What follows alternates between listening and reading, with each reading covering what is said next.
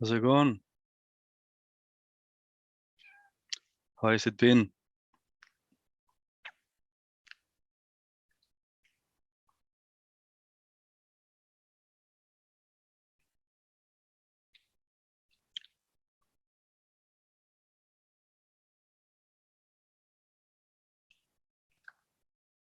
What insights have you made?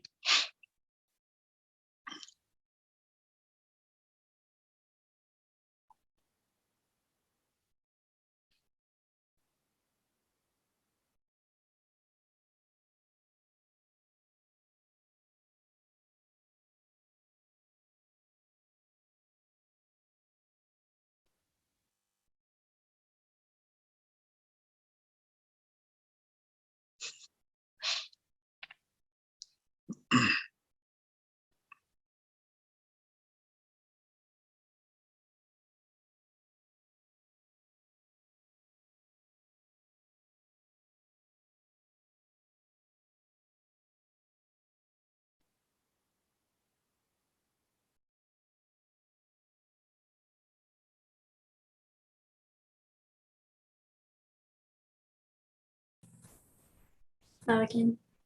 Mm. I think, I don't know if it's today because it's a group energy when we close our eyes before we meet, but it's just felt a lot simpler. Mm.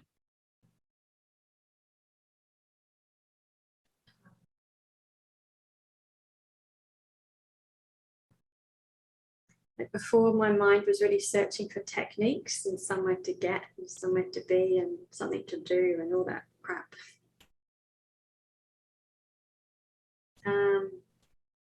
Sometimes I'm catching myself still being the observer, but it's actually getting much easier to then just go, okay, this isn't it, step back again, or like turn around the attention or something, which isn't, you know, it's not super new. I remember Mahima offering that to us one day many years ago, actually, about instead of the light of your attention shining this way, like where is the light coming from, that kind of thing. But you know, you forget. So yeah, I think just simplicity is it's been my experience with my eyes closed today. And just the ease. Mm. Right.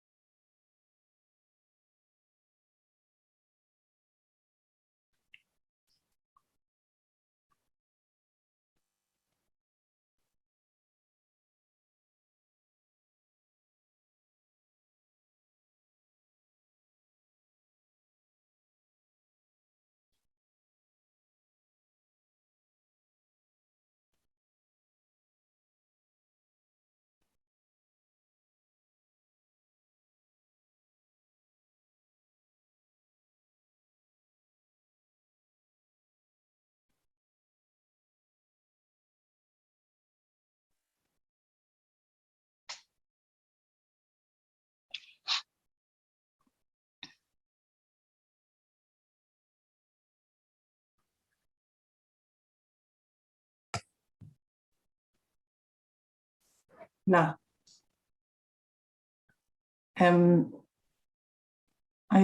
what I was sharing with the group today is that for many years, every time I was discovering something, I always wanted to share it with other people, and always bringing lots of people with me in each of one of my discoveries. And what I was explaining is that it was like having one eye towards the discoveries and one eye towards the people that were around me. and I decided that actually I don't want to do that anymore. And well, it's funny to say that, because yeah,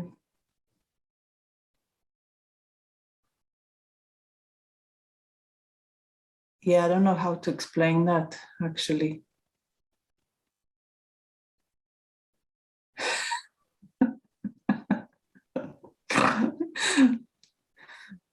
I see all of you watching at me like,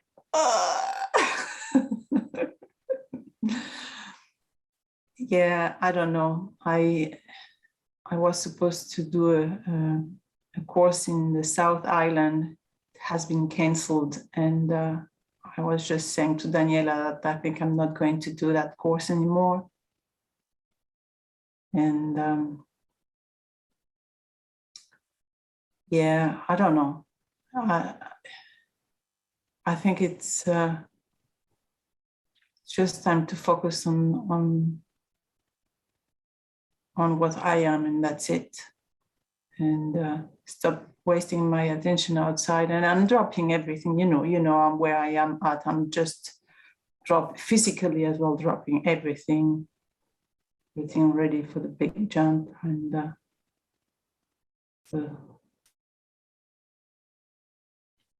yeah, it's a dissolution, detachment, de-identification, and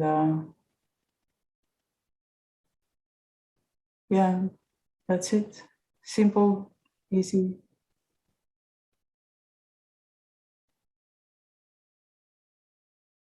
Yeah, but it's not the end of the story for Mahima. You know, you go from one situation, one chapter to another chapter, and you don't know what's going to be in that chapter when you get to the next one. And you have to follow your heart. Your heart tells you where you want to go.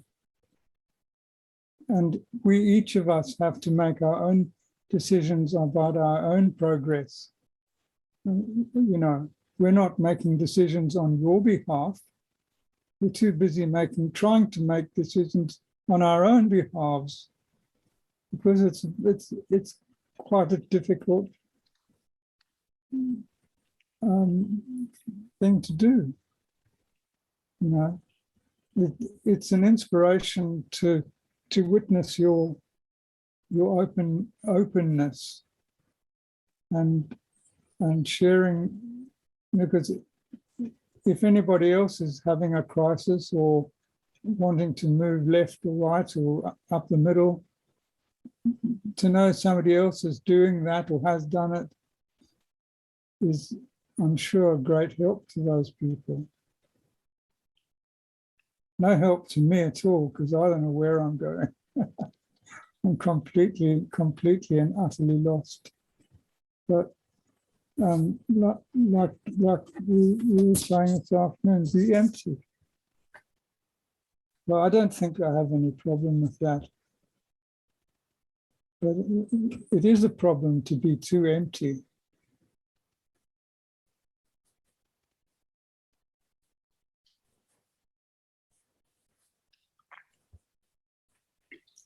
Anyway.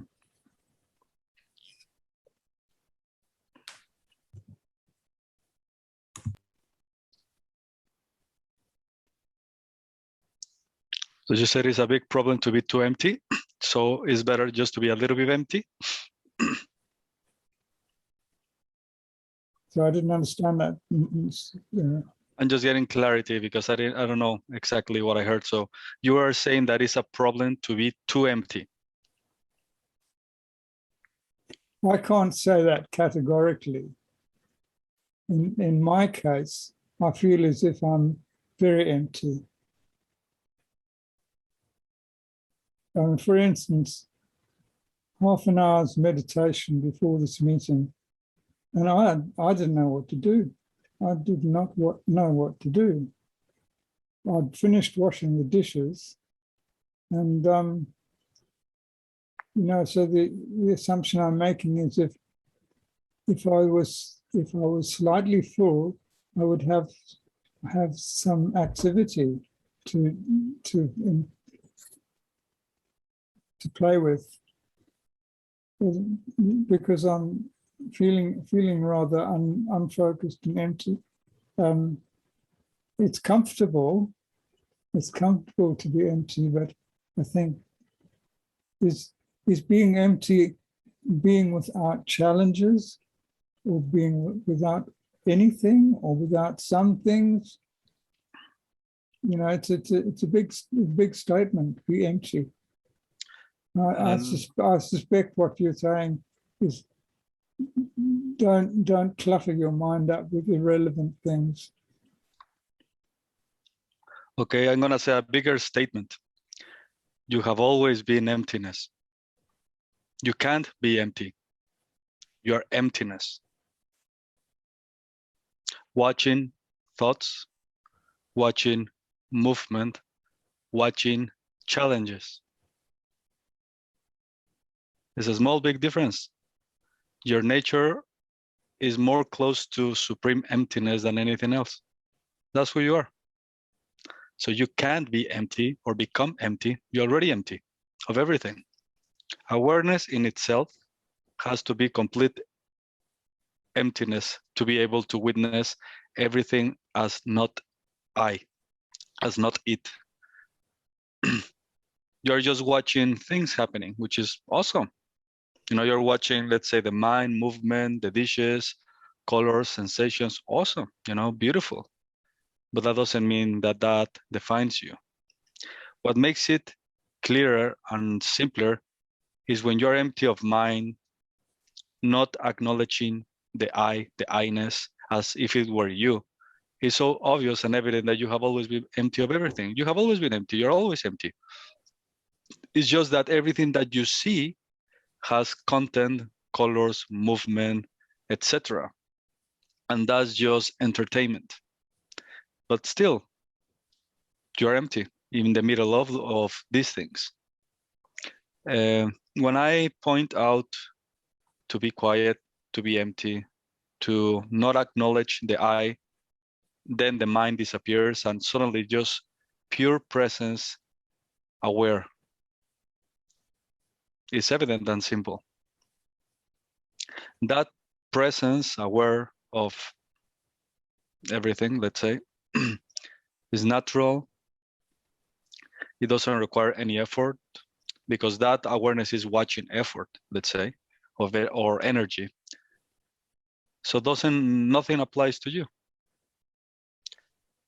But what makes it really easy and simple to recognize your nature is that everything that appears in front of you is not you. The body might still do things, you know, washing the dishes, etc. That's the body functioning with the mind, with the senses, with the intellect and memory to recognize things. Otherwise, you would, I don't know, you put your hand on the fire, you will get burned every day if you don't. If there's a knowingness that can burn you, you know, that serves its purpose. So the body human experience is gonna keep on going, you know, which is beautiful. Enjoy it. Play as you wish, play as you may, just have fun. It's all about that. It's just when we go a little bit deeper that all of I just mentioned defines who we are. Nothing can define who you are. That is why it's so simple. And I'm gonna talk a point that I remember, and I'm gonna put it together with what we're talking about. When we close our eyes, my only concern or the only thing that I aiming for is for you to explore your own self.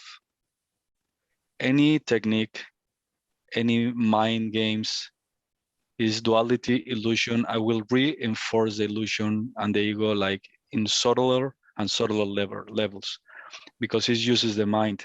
If you use the mind, the result will be mind. You know, whatever you use for something, the result would be that you're using it for. If you wanna do, let's say, you wanna get healthier physically, you go and you run, you know, and then you're gonna sweat, and then you're gonna get tired. So everything that you do physically, the result will be more muscles. It's gonna be physically. So whatever tool you use, the result will be in regardless of the tool. So if you use your mind, the result will be mind. Mind is ego, mind is illusion.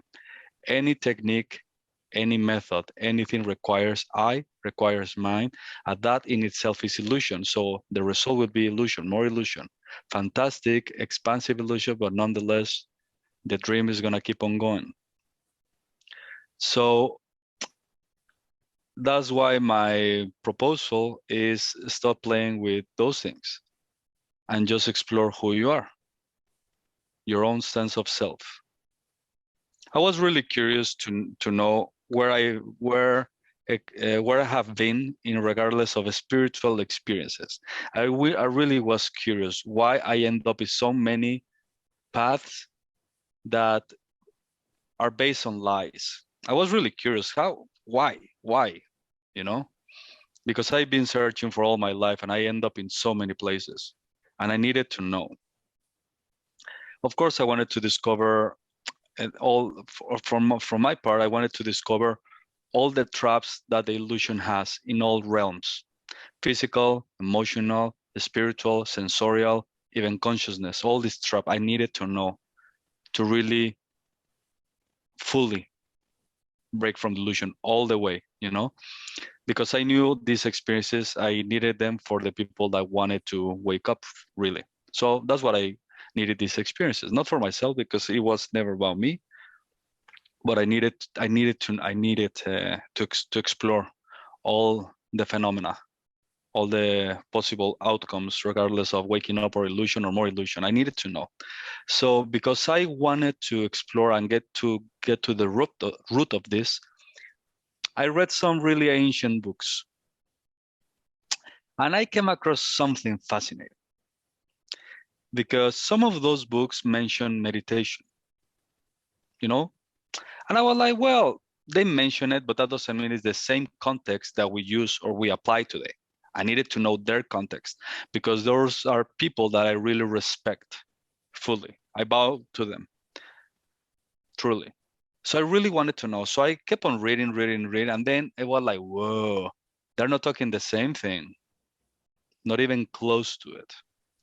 In the old days, the ancient times, the true masters, when they use meditation, they're talking about something totally different.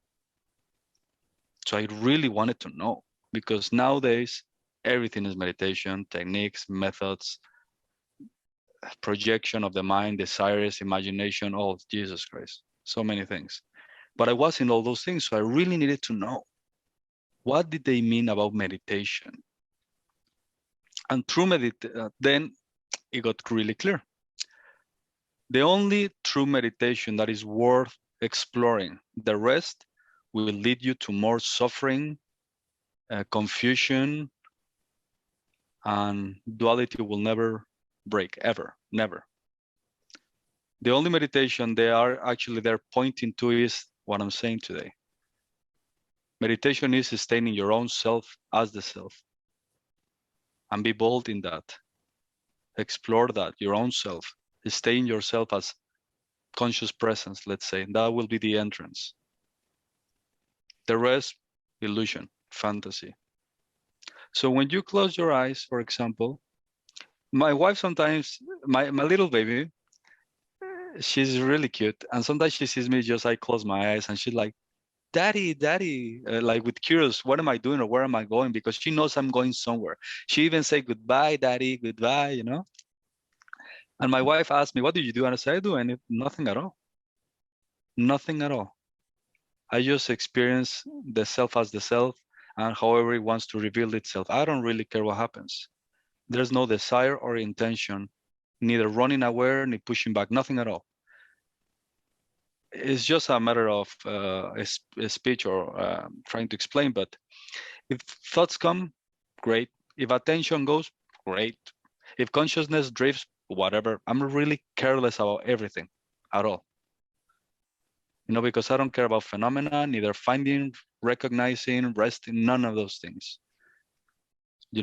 Completely free of everything.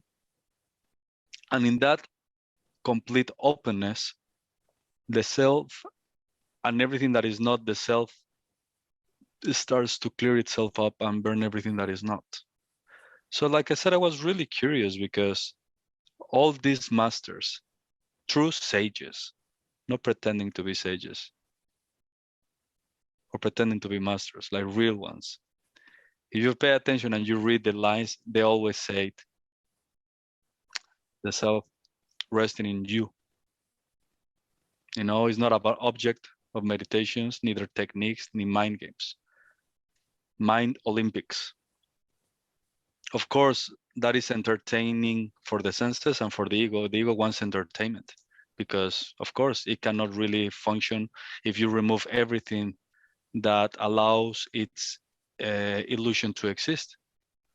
If you start to remove everything that justifies its misunderstanding and misconception of things and the false identity, if you remove everything that it has hold on to something to justify its existence, you'll end up seeing clearly that it has never existed as an identity to you. So that's why I really wanted to know what is true meditation. The rest is not meditation. It's concentration, for sure. Is projecting desires and an outcome. The mind is really powerful. It can create the illusion of things, the sensorial things of things. That's what it's for. But that's still in the realm of duality. It's always subject-object perspective. If you look at it, there's always two things in the game of illusion or any kind of game. Even consciousness is still an illusion.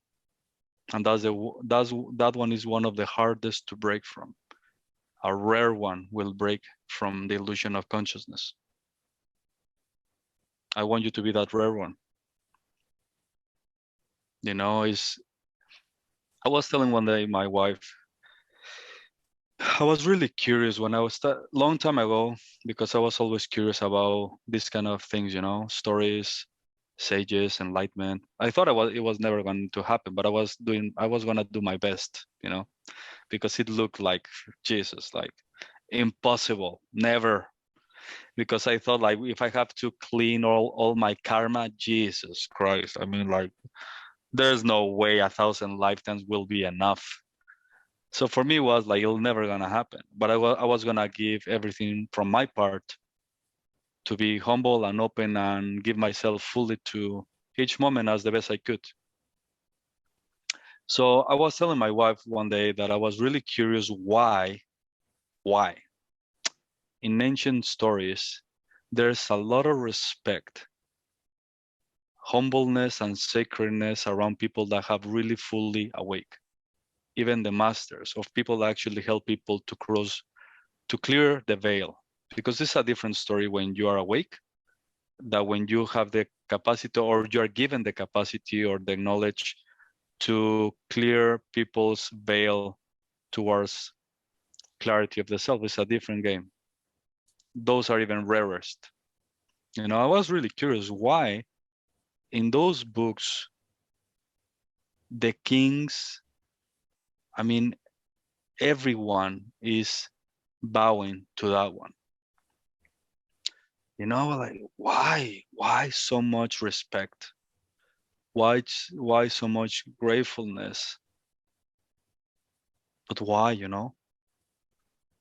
And like I said, those ones are broken the veil of consciousness, which is almost impossible to break from. It's really easy to break from mind. It's really easy to break from ego. It's really easy. It's the simplest of things. Identification with the body is easy to break from. But then you end up in the game of consciousness as consciousness, with its phenomena and clarity and expansion and levels and all those things. A true awakened being has broken from the veil of consciousness, has beyond it. So, like I said, it's tricky because from that perspective, I really wanted to know. I wanted to read someone that can actually talk about my experience, and so I can put it into words, because I knew this was gonna happen. Talk to people about the simplicity of being and the reality of being and the reality of who you are, and how easy is to just be and forget about the rest.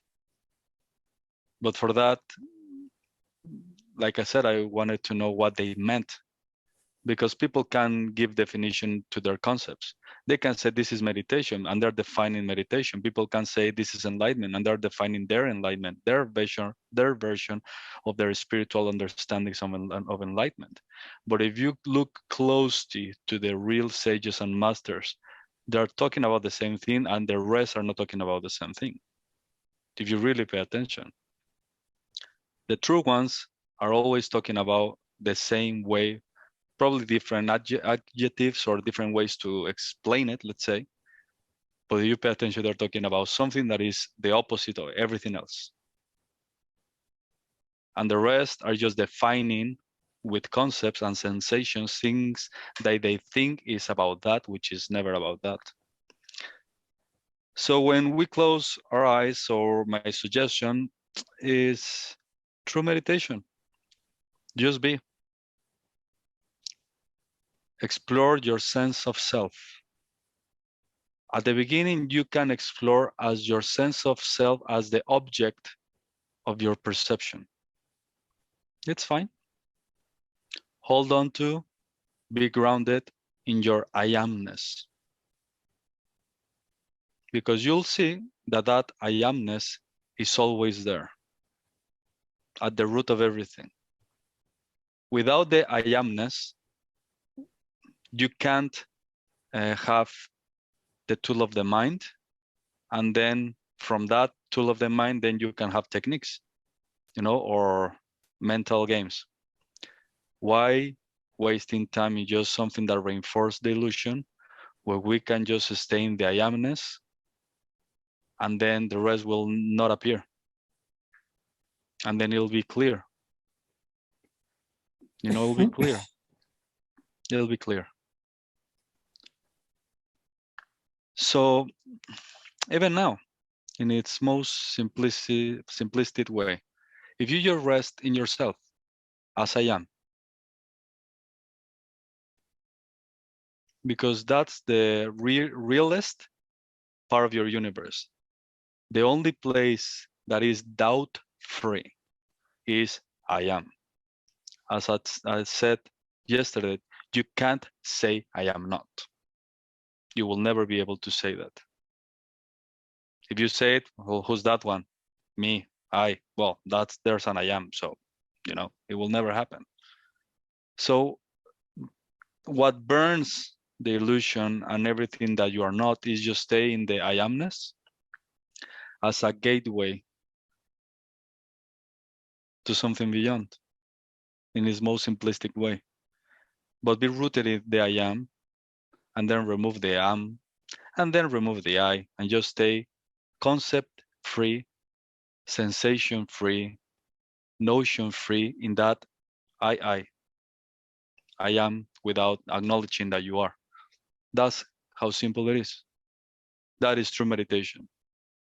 No objects of perception, neither mind games, neither concentration. Why? Concentration requires energy, effort, mind. And the result will be concentration results, numbness of mind, absence of things. Why would you want that? It is just gonna recreate more numbness, lack of perception, doubt, and misunderstanding. Because you are playing with things that are within the dream that will just perpetuate more dream and more dream and more dream. Because it requires mind. Mind is I, mind is ego, mind is duality. Mind is suffering. And in some levels, I is hell. Why would you want that? Easy. Don't acknowledge the I, which is mind. Don't start with identification that you are that I, and you're free. And the result will be freedom, not mental freedom, mental sensations. So that's why it's so beautiful, this. You're always with yourself. It doesn't require any effort. You don't need concentration to be who you are. You already are all the time. You don't need to recognize this and make it permanent. You're already beyond time and space. Why would you play in time and space? Time and space is a mental construct. You are that which is aware of time and space. If you play in time and space, the result we experience is bound to time, to happening. And then if they're bound to that, or the conclusions are within the game of time and space, there's going to be effort maintaining. Like, for example, you have a car, you have a car. And the car needs maintenance. It needs insurance. It needs petrol. You need to take care of it. It requires energy, work, money, so many things in order to function. So you have to spend a lot of energy, time, money, and everything to make it work so you can use it. That's stressful, but that's life. If you use mind for a goal, all the principles that I just said about the car apply. If you explore consciousness, it's the same thing. You gotta effort, maintain, spend money, like perpetuate, concentrate, coming back, like so many things. You need to use attention. You need to like concentration to stay there, to be here. Like effort is not natural. Do you need to learn, practice, spend money to learn how to breathe? And it's so natural to breathe. You don't need to. You're just living. You're not even aware that you're breathing. Sometimes you're breathing, and that's awesome. But you don't create a technique out of it, a purpose, a method, a goal. Why? Because it's natural. You don't need to learn it. Being is even more natural than everything else.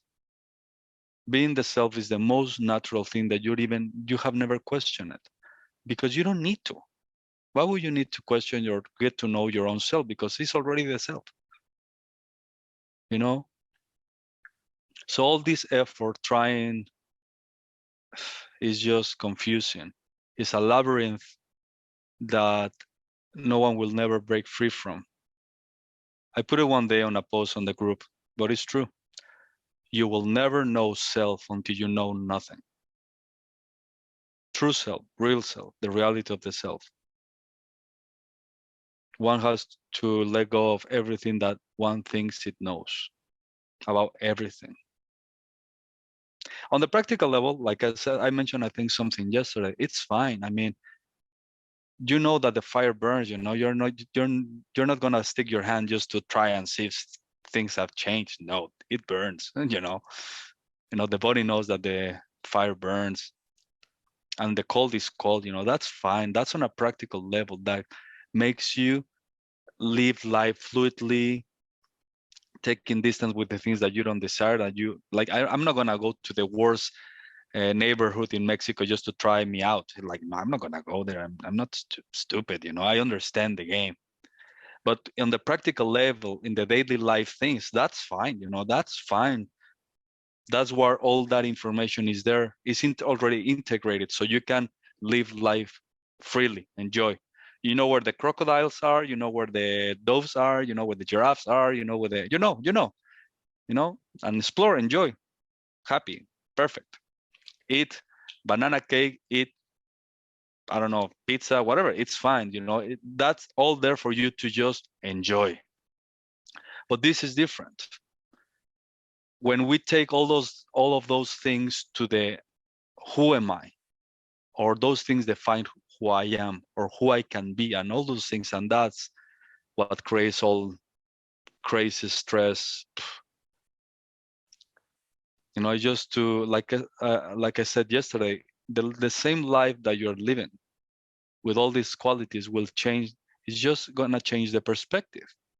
But when the perspective changes, everything changes. Fearless, natural, tranquil. You don't search for anything because you are that before the search starts. You don't need to find love. You are love. Like I said, if you knew who you were, you will never search for anything. Not even intention will appear in front of you. If you knew.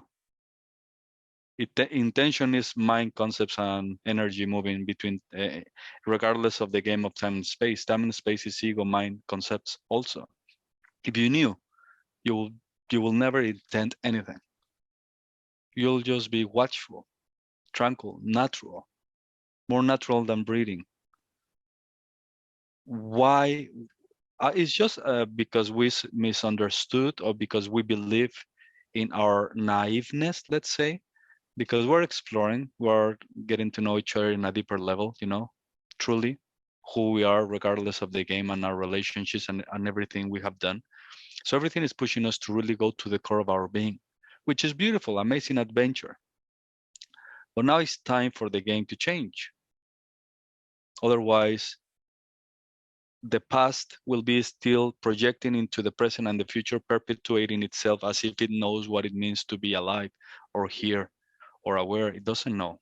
It will never know, because that's mind constructs. Mind is past. I is past. Mind is illusion. Past is illusion. I is illusion. Doesn't exist. If you believe they exist, of course they exist, because they exist because of your belief. But if you remove the belief, what happens then? You're empty again. You are concept free, notions free. And that's what we're talking about, to recognize your true nature already free of everything. Already free, already complete, already divine, already.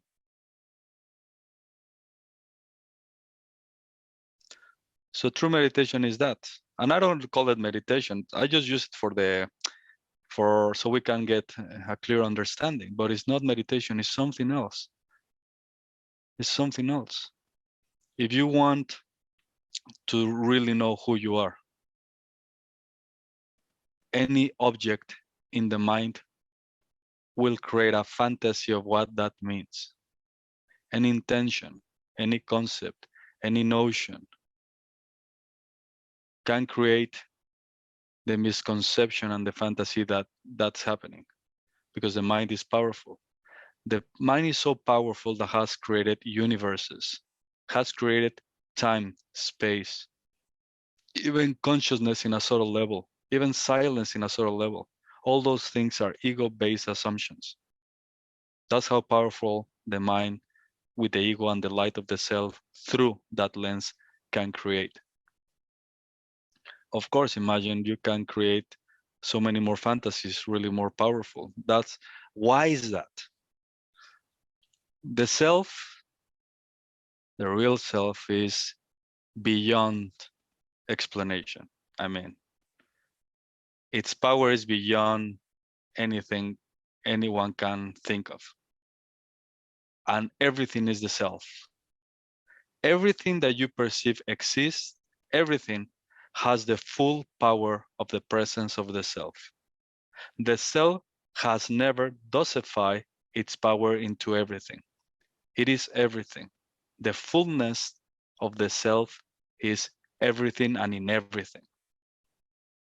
Even that you see, let's say, a rock, it has the full power of the self. You might not see it because you see a rock. The self is not like, I'm going to give myself fully to this part of the world, and I'm not going to give myself fully to this part of the world. That's not the self. That's ego-based perceptions. The self is everything, and it doesn't dosify. So with this point of view, no one needs your help. There's nothing wrong with the world. Everything is infused with the power, the full power of the self, everything. The self is right there, in the middle, in the end, before everything that is happening. The full power, not a part of the self. That's not a real self. The problem is the one that is perceiving the problem. That's the problem, the one perceiving. There has never been any problem. The self knows what it's doing. It's beautiful game without intentions, without an outcome. No one is suffering, really. No one is dying. No one is nothing. It's just the self in all its power. And that's the beauty of this. And you just have to be humble enough for you to have the chance to witness his magnificence manifesting in front of you.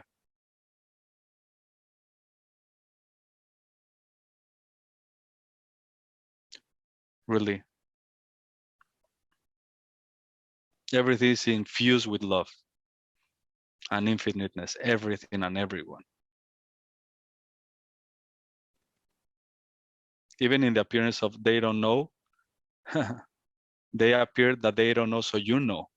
They have never been at them. There has never been at them. They don't know.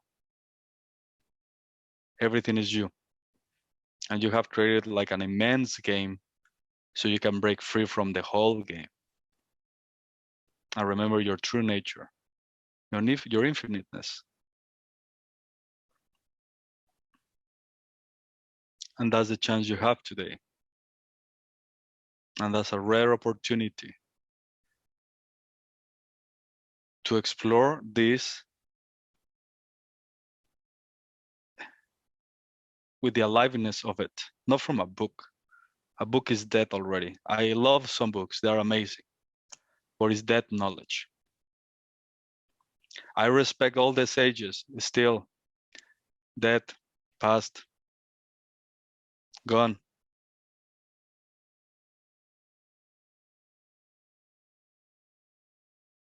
They're just pointers. But those pointers are really powerful pointers. I mean, like, I take my hat off, of course, from those beautiful ancient stories, but still powerful pointers. Nothing can compare to aliveness of true experience, a life experience. And you have that chance today to break free from the illusion of birth, death, dying, reincarnation, purifying, letting go, levels, coming back, going forward, going up. Jesus, just pure suffering, like I mentioned in the example of the car. Any state, even conscious states, or inner exploration requires maintenance, focusing, concentration. And this is the next question. If the real God exists, it had created a really, F mess out of everything. If that's the way it's supposed to be. If someone is only allowed to fully self-realize, if he has good concentration, everybody's doomed to never wake up. I mean, everybody literally doesn't have any concentration about anything. Their mind is drifting like monkeys everywhere. Bah, bah, bah, bah, bah. So basically, that's the key to fully awake concentration and permanence. Everybody's doomed. Because I mean, many people are born and their minds are all over the place. So that's a really bad God that already created you with faults that will prevent you from fully realize who you are. It's either that or we are misunderstanding the game. Either the self or God has made a really, really bad design in its game, because everybody's lack of concentration, lack of consciousness, lack of love, lack, all lacks. If you really pay attention, everybody has some lack.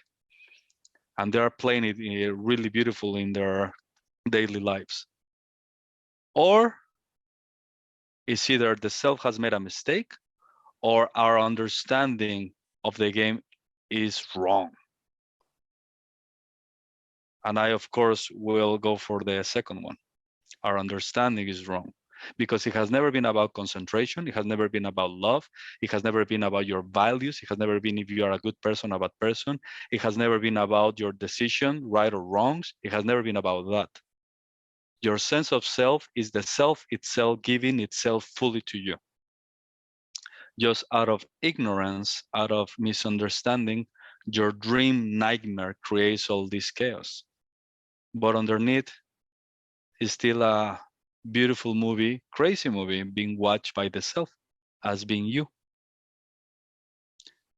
Like I said, it's not like people in the left or some part of the world, they have to concentrate more so they can have a chance to one day fully wake up. No, they are beyond ignorance or awakening already. Already.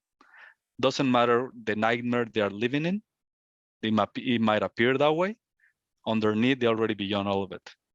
That's the self giving itself as its gift to you is being itself through you, as you, for everyone. So it's pointless for people to practice this, not practice that, going here, not over there. It's pointless. They're already that. They're already that. That's the true self, not the one that people perceive that I'm special. It has given me the tools to wake up. You don't get it. You're so lost. Or those ones are the chosen ones because they have so much concentration in the now. They have a chance. Oh, you don't get it either. So you're talking about a God that has preferences then, that gives qualities to the good ones and bad qualities to the bad ones. If we made it about those things, then everybody's lost. No one will ever find their way. And here is not like that. Here is everyone is already that. They're just dreaming. That's it. It is not about concentration, qualities of good person or bad person. They're just lost. That's it. That's it. That doesn't make them less or more chosen or less chosen than others. Or someone has the truth and the other one has a higher truth. Jesus Christ. No one has the truth. Everyone is the truth. That's a difference, a big difference. Small difference, but big difference. No one has the truth. No one. But everybody is. They just don't know because they think they are the I. They are the mind. So we're here to discover the game of the self, the beauty of the self in everything, as everything. There are all these crazy things that just makes people feel separated, special, alone, because that just reflects how much lack there is in their hearts. And it's just lack of understanding that there's a subtle thing underneath that belief that will make things clear again, full again, real love, embracing, accepting, not making any distance with anything, because finally we're connecting from the deepest part of our being with any identification of who I am. If there's an I, there's a you. And right there, there's a split, there's distance, there's separation. And that can create anxiety, stress, abandonment, because you have separated yourself from the rest, however that might look. If you drop any identification, any idea, you're in that place where you're finally close to everyone, connected in the deepest love without any distinction and distance. And that's real love.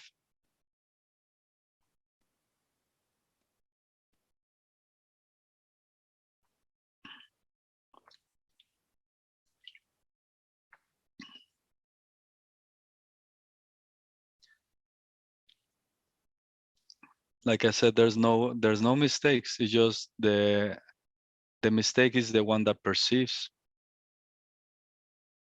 It's not the real perceiver,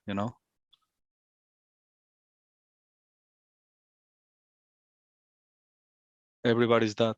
Everyone is that. Everything is that. The fullness of that. Not a part of that.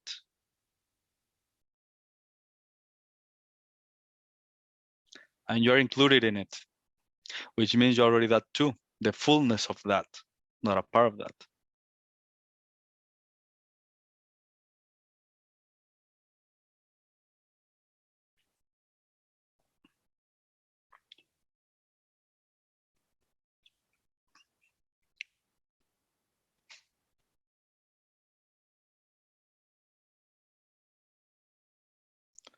So real meditation is just be who you are, be as you be as you are, just be without definitions. Don't care about concentration. If you forget, whatever. If you remember, whatever. If you're conscious about something, great. If you're unconscious about everything, great. That has nothing to do with you. That's how free you are of everything, that nothing applies to you and you don't have to apply anything. You don't need any tool. You don't need consciousness. I mean, that's an amazing tool, but that's a practical, on a practical level tool. We have created a tool, a hammer, and we said, this is the highest truth, Jesus Christ. That's how insane we are. We're a mental cosmic institution. Unbelievable. It's a practical tool, but that doesn't define who you are. So just be. And from this being, resting in this I amness, self-evident, clear as light, self-luminous experience of presence.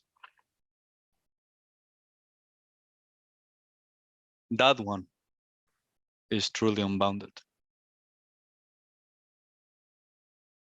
No effort, no trying, no goals, no intentions, not attention, no concentration, no coming back, nor here, nor now, not there, not over there, nothing at all. Just simple being. And that simple beingness is free of all notions. There might be notions for the practical levels, like I said. You gotta arrive on time somewhere. Well, the body might move. The body knows that it has to function in life, which is awesome. But that has nothing to do with you. Don't take it to the realm of I-ness. And be free, enjoy, be happy. That's true happiness. The rest is still mental, sensorial constructs to define an experiencer.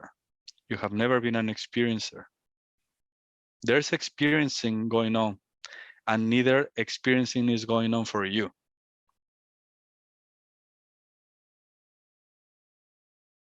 You're just that, to which nothing happens. If we go to the movies and we're watching an action movie, everything that is happening within the movie is not happening to you. If you're watching, let's say, some policemen are chasing robbers, they're not chasing you. You don't have to hide, you know, you don't have to hide under the seat. You're just watching a, whoa, what an action movie. It doesn't apply to you.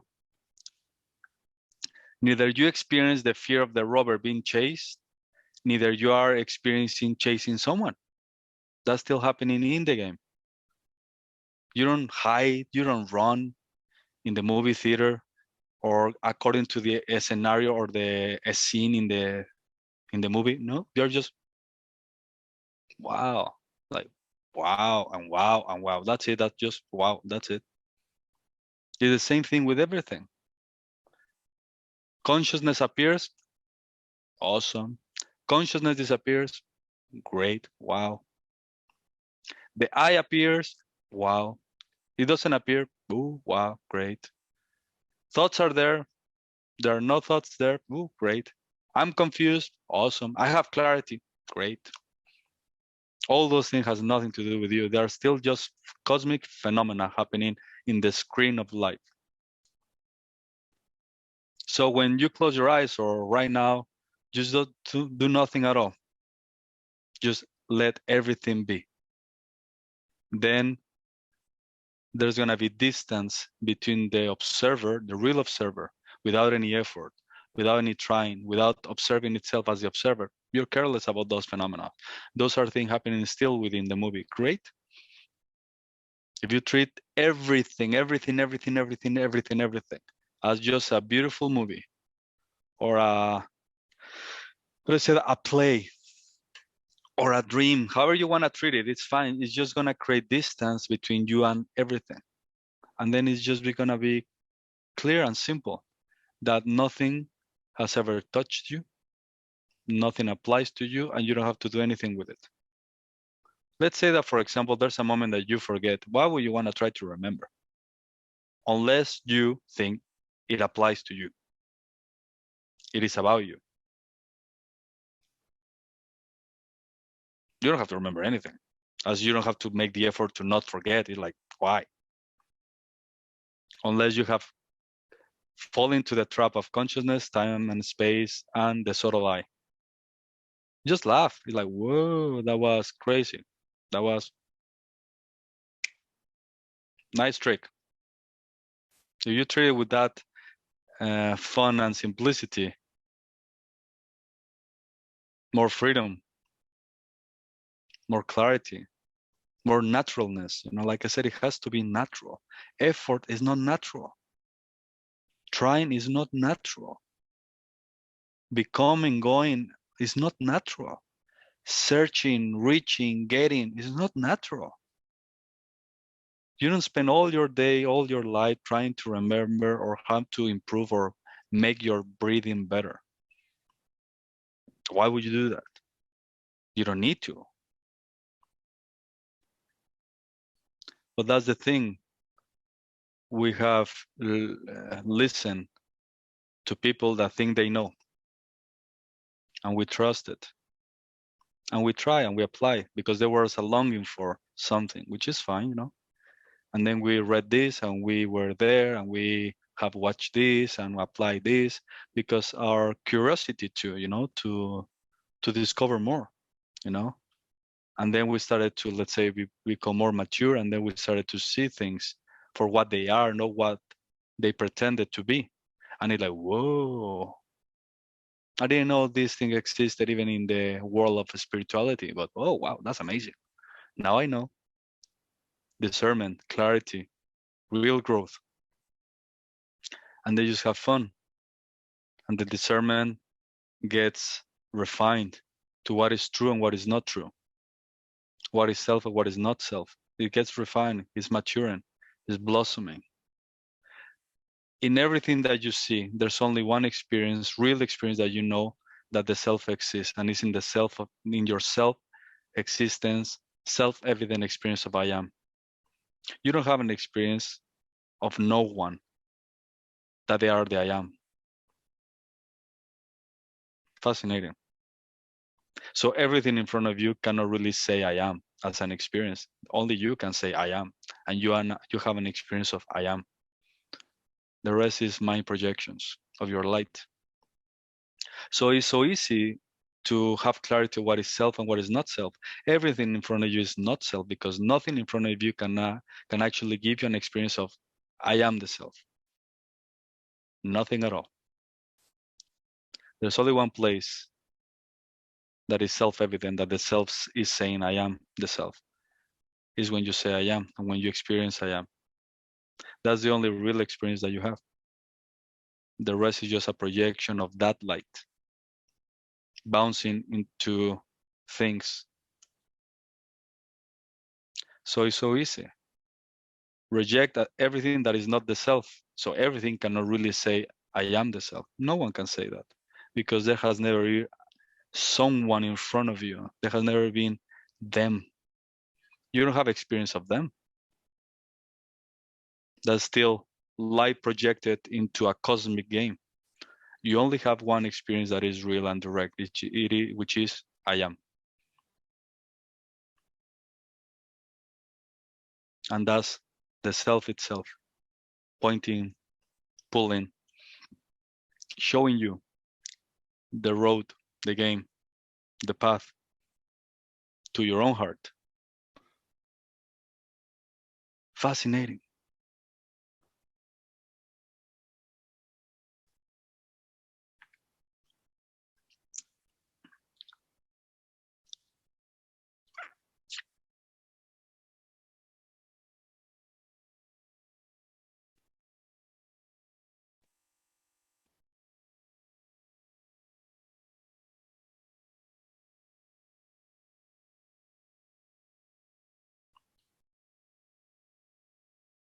You don't have any lacks, none.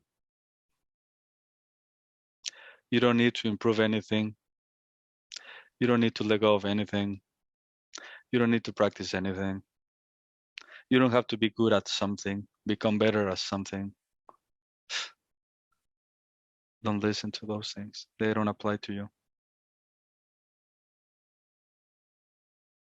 Truly, you are infinite and radiant, unbounded and complete. No lacks, no positives, neither negatives apply to you.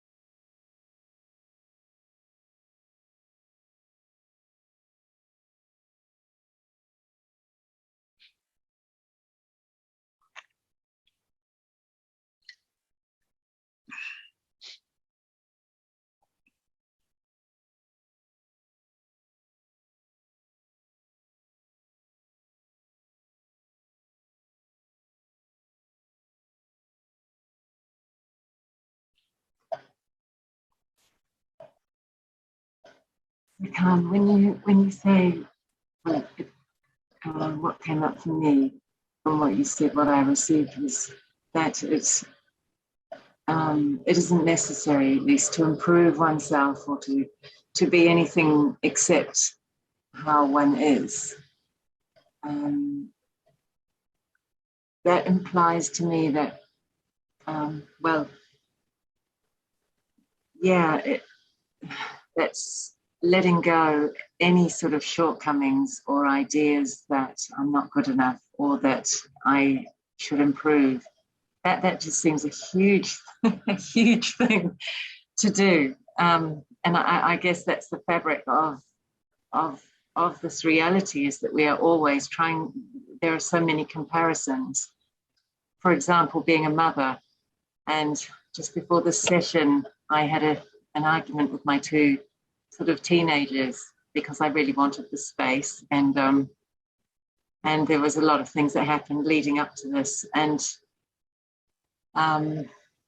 it took me some time just to relax. And right now I can hear rain on the roof, and everything feels beautiful and encompassing, and everyone is settled and everything feels lovely. But I can't help but be pushing myself inside in lots of different directions, trying to hold that space.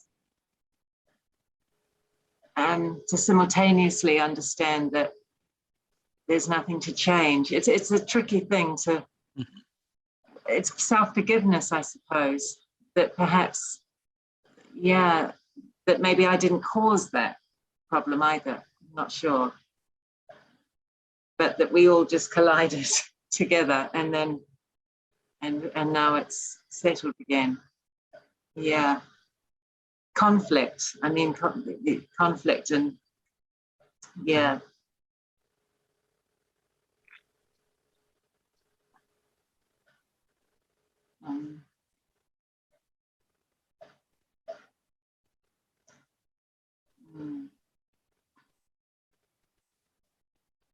A lot of what I'm sure that in many ways I'm gauging, constantly comparing, engaging to, yeah, to experience with others.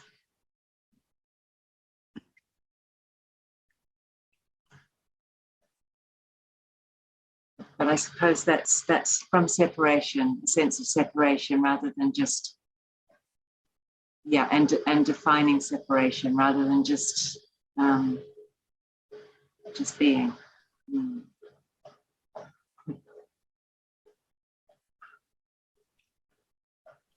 Like I said, it's good we having this even conversation and question, because like I said, for example, I'm a father too. And also, of course, I want to give everything to my daughter. I have projects so I can give a better life to my daughter, of course, you know. I still learn a few things. For example, I love taking motorcycle courses because it improves my ability to have more fun, you know, which is beautiful. It's fine. But it's really important that all of these things doesn't apply to you. You can become better. You can become a better person. You know, that's still in the realm of identification with the humanness. It lacks is misunderstandings. You know, life is beautiful. You can grow in life. You can increase your salary. You can have great food, travel. I mean, it's a playground. You know, it's beautiful. It's fine. Even with your loved ones and family, that's fine. The problem is that this game, we take it to ourselves. And that's create chaos, conflict, emotional stress, because there's no discernment, there's no clarity, of course, because everything's like you are juggling with so many things inside that we are lost, you know?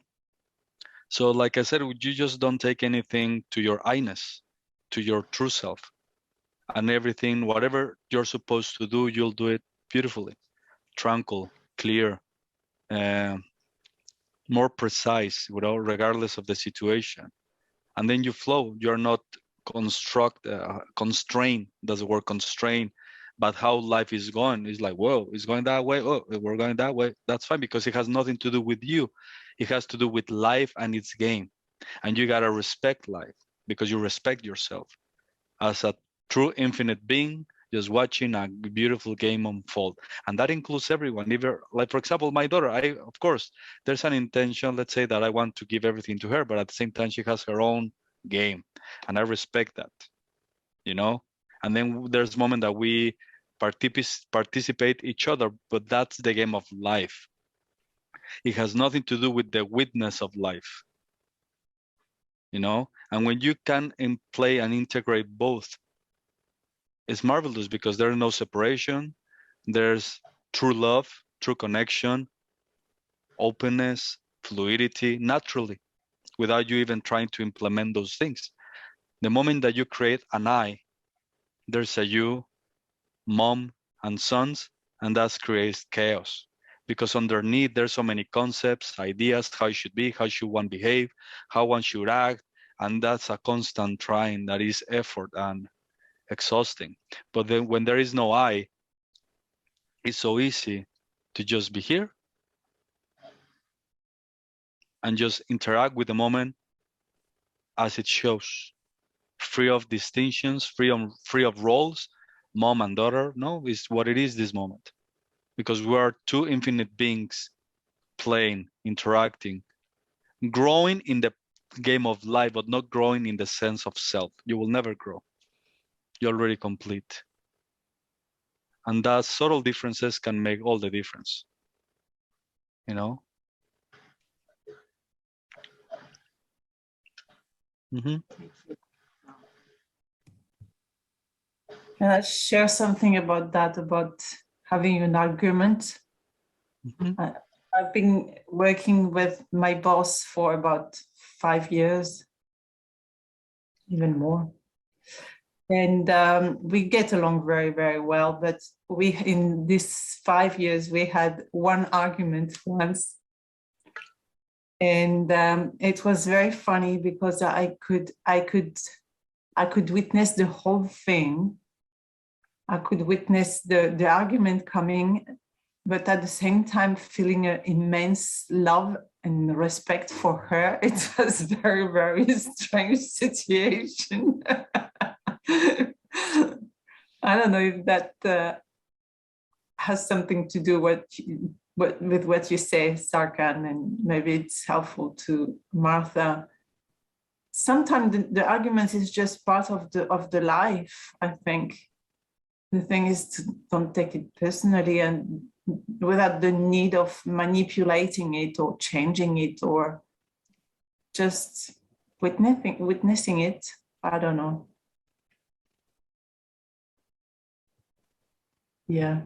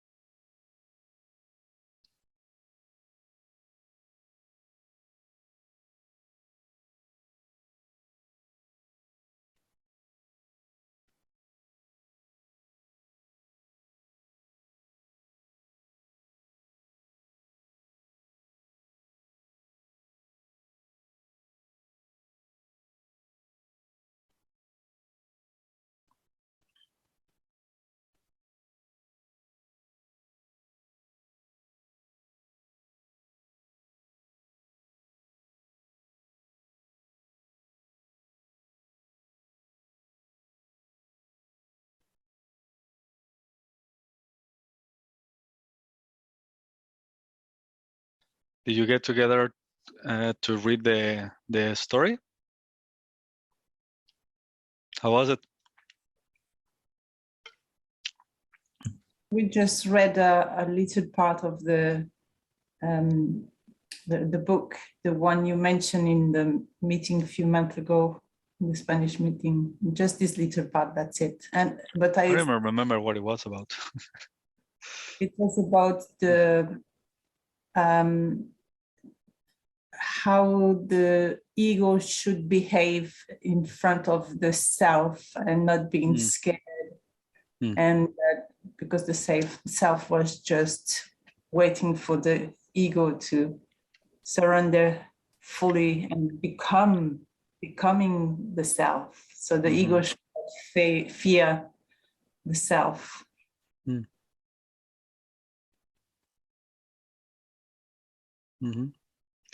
Nice story. Nice perspective.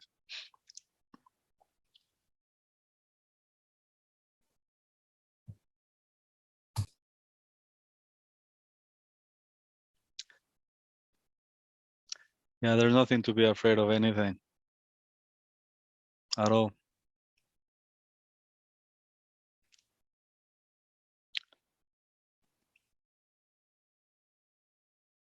Just be willing, be open, that's it. Just rest in yourself, that's it. And let everything unfold in front of you as the red carpet of your own discovery. No. And just drop everything that you have accumulated with the years. They're useless. Believe me, they're useless. Everything. It will never take you to where you want to go, or what you want to discover. Just be here, empty of everything, and it reveals itself in the most marvelous ways.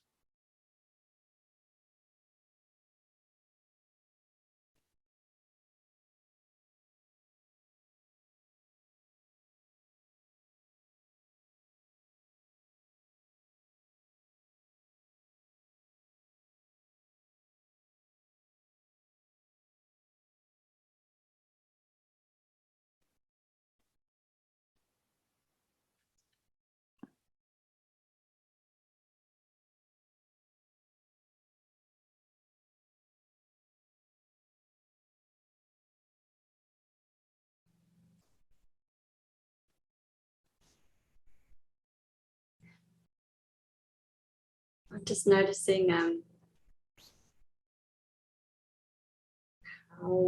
we're all in our boxes on the screen, and it feels like, I don't know, you've probably heard of that spiritual analogy about being the drops of the ocean. Or I don't know, the waves. Sometimes we say the waves of the ocean or whatever. It's so weird, like, to look at each person in the box. It's like there's this thought that's like I'm myself, and Sarkhan's his self, and Mahim is being herself. But we're not these individual drops. There are no drops. There's just the ocean, right? There's only one self. But my mind's like freaking out about, because it wants to own its self, its version of self, you know? So then my brain's like, because while I'm being curious about myself, that's yourselves as well. Like I'm being curious about your, I know it sounds really dumb and really obvious, but it's like I flippantly said in the past lots about, you know, there's only oneness. I haven't really, but that's a conceptual mind-based statement. It's not really looking at the self, being the self, and then going, hang on, there's self. There's still a compartmentalization happening. Because my mind's trying to fit it somewhere, I guess. But when I'm curious about self, I'm being curious about everyone else's self too. Mm-hmm. It just seems really comical though that we're all sitting here in our little individual segments of self, whether it's on a screen or in a body. Like, it's funny. Yeah, it is funny. It's just the same self talking or showing itself through different points of view, but it's the same self. There's no different self, it's just one self.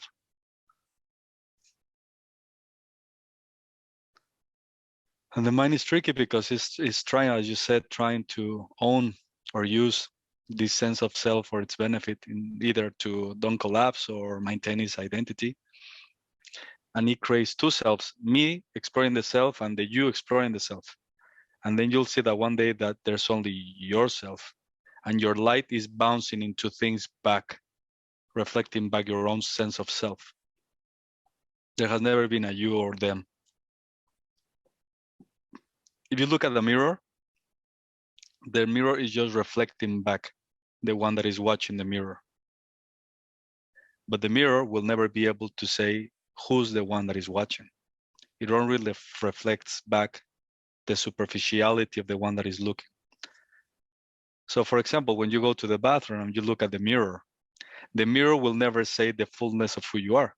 It just shows the superficiality of the body experience. But the mirror can never say your law, your experiences, your desires, your expertise, nothing. The mirror cannot really show the depth of who you are. So life is like that. Life in all its glory, which is a beautiful thing, is a mirror that will never reflect back the fullness of you. It just reflects back a tiny little part of who you are. Just like when you go to the bathroom, it's the same. You look at the mirror, it will never tell you everything about you. Ever. It can't, because it just reflects back. So when you see self in everyone, it's a mirror trying to show you your true face. How do you recognize your true face? Remove the mirror, break the mirror, and immediately your experience of your true face, your true being is evident. Don't look at the mirror for answers. Don't look at the mirror of life, mind, ego, consciousness as if were a tool so you can see who you are. Because still a mirror will never be able to tell you who you are. It's just gonna reflect back a part of you. So every time you see self in everything, break the mirror. Don't see anything at all. Don't try to see yourself in the mirror. The mirror will collapse and boom, you'll know. And then the game changes. Only then. But it's beautiful analogy what you just mentioned. But that's the tricky part. So the self doesn't see itself in a mirror. Because like I said, the mirror will never be able to reflect back the fullness of you. How do you break the mirror? Easy. Don't acknowledge it. Don't give it a name. Don't recognize it. Leave it alone. How does the mirror start?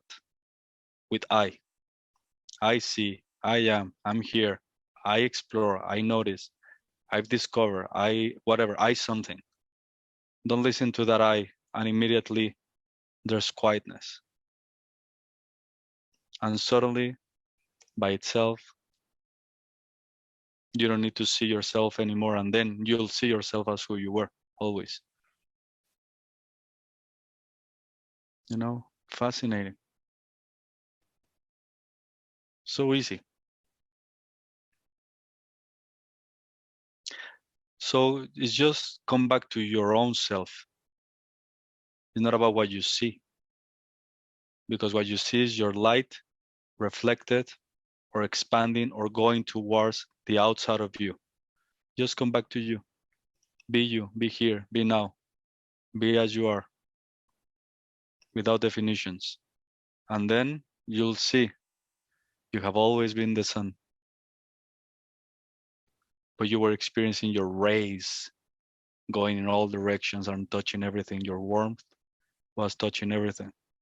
And your heat too. Just come back to you.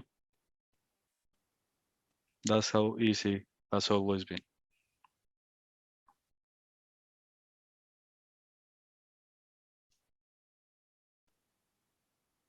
And you'll know who you really are. And that's a fascinating game. The only game. The only thing worth playing as the basis of everything. And like I said before, it's fine. Enjoy life. That's all. Just enjoy. Play as you wish. Go left, go right. At the end of the day, nothing can touch you, define you, change you, improve you, nothing. So you just have fun. Enjoy yourself. You don't have to do anything, improve anything, achieve anything. Just leave that for the ones that are lost in their mind. That's fine. That's their game they want to play. That's fine. You're in a different game. Just to be rooted in your own self. That's it. That's it. Nothing more, nothing less is required. Be happy. Just enjoy yourself and be happy. Live freely. Play as you wish. Just don't take nothing of everything that's happening to the realm of I, of me. That's it, and everything will be clear. You know, that's the only difference. Big difference. And a lot of things will start to make sense as time goes on naturally. You're just there to witness its unfoldment. You don't have to do anything at all. You don't have to implement anything, remember anything, nothing. Just be empty right now. Be alive right now. And don't define yourself with anything. Just be. And that has tremendous power because it will burn everything that you're not. And naturally, more freedom will blossom. More sense of spaciousness or lightness and simplicity. And real love, real connection with source, as source.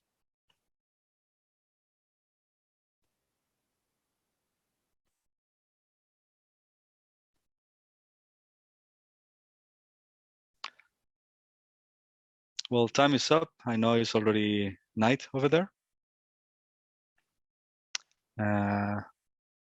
But it was wonderful to spend a few meetings with you close to each other. I'm happy we had this chance.